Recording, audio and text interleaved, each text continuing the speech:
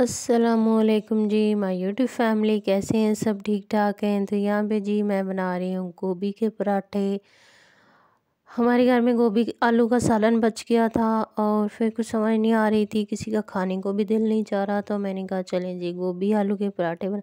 उसमें मैंने थोड़ा सा प्याज डाला, हरी मिर्चें डाली, धनिया डाला और मैंने गोभी के पराठे बना दिए और सबको इतने टेस्टी लगे। अम्मी और मैं ही थे घर पे और हम दोनों ने साथ में रायता बनाया और इतने मज़ेदार बने। तो आप लोग भी घर में जैसे दाल होती है, खुश्क जो भी सब्ज़ी होती है उसमें परांठे वगैरह में डाल के मतलब इस तरह से बना लें, बहुत ही अच्छे सब घर वाले इतने शौक़ से खाएंगे। जो वो कहते हैं ना कि हम लोगों ने नहीं खाने, उसके बाद वो कहेंगे जी हमें और बना के दो। तो ऐसे भी होता है। तो मैं घर पे ऐसे ही कर लेती हूँ, जो सब्ज़ी नहीं उनका दिल चाह रहा होता है मैं फिर उसके पराठे बना देती हूँ। तो यही सब जो होता है, फिर एक तो चीज़ वेस्ट नहीं होती और दूसरा शौक़ से सब लोग खा भी लेते हैं।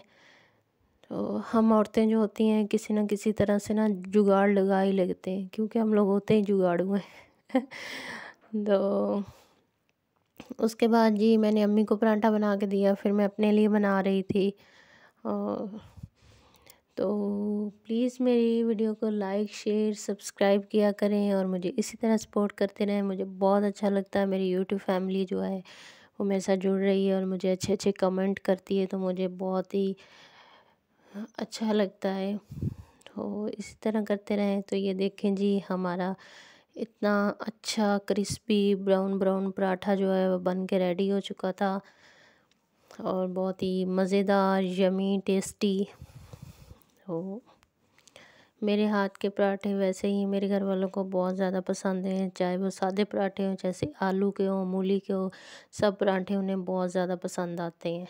तो यहाँ पे जी हमारा पराठे जो थे वो बन के रेडी हो चुके थे, साथ में मैंने पुदीने और धनिया की चटनी बनाई थी। उसके बाद फिर मैं ऊपर आ गई और मेरे कपड़े काफ़ी ज़्यादा जमा हुए हुए थे, तो मशीन मैंने कहा नहीं लगाते, हाथ पे ही धो लेते हैं। तो यहाँ पे मैं आप लोगों को अंडे दिखा रही थी, जो यहाँ पे एक चिड़िया ने अंडे दिए थे, उसके बाद पता नहीं वो कहाँ गायब हो गई। और ये अंडे मैं तकरीबन 1.5 माह इनका इंतज़ार करती रही कि इसके बच्चे निकलेंगे, लेकिन वो नहीं निकले। फिर आज फाइनली वो अंडे मैंने उठा के फेंक दिए थे।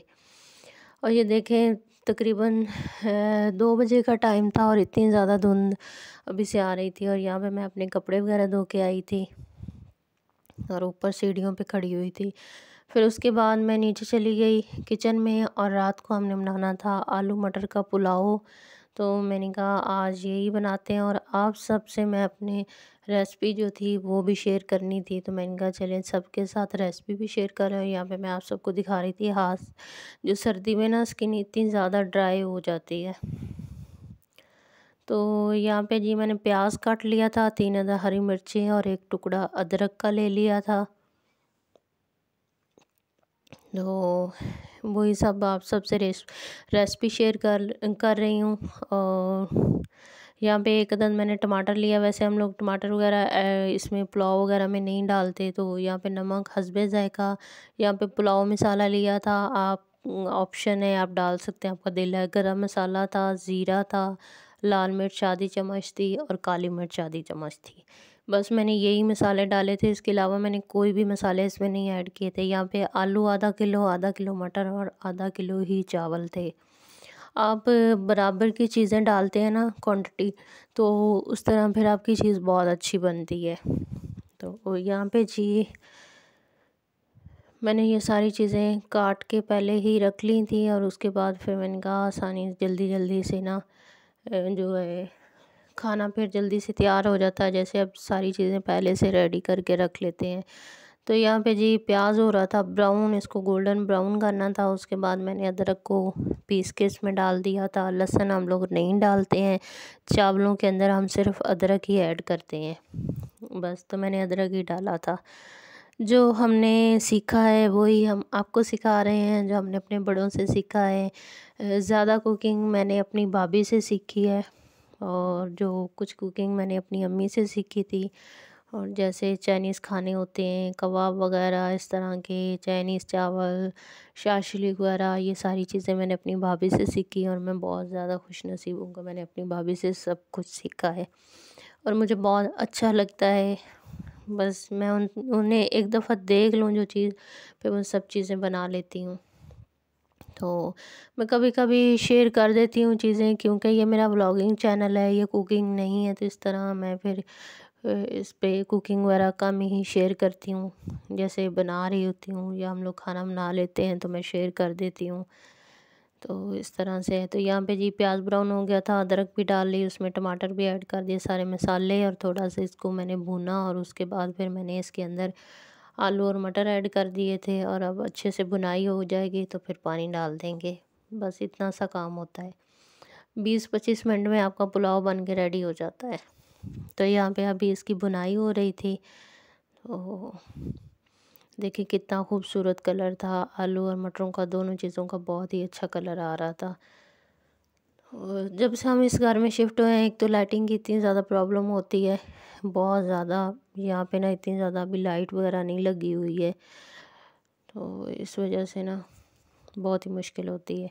तो यहाँ पे जी मैंने पानी वगैरह ऐड कर दिया था। अब इसको मैंने हल्की आंच पे रख दिया था कि आराम से पका। अभी मैंने हरी मिर्चें ऐड नहीं की थी, क्योंकि हमारी अम्मी को खाना जो है वो तेज़ बिल्कुल खाना पसंद नहीं है, तो इस वजह से फिर मैंने कहा इसको एंड पे ही डालूँगी, अगर अभी डालूँगी तो ये तेज़ हो जाएगा।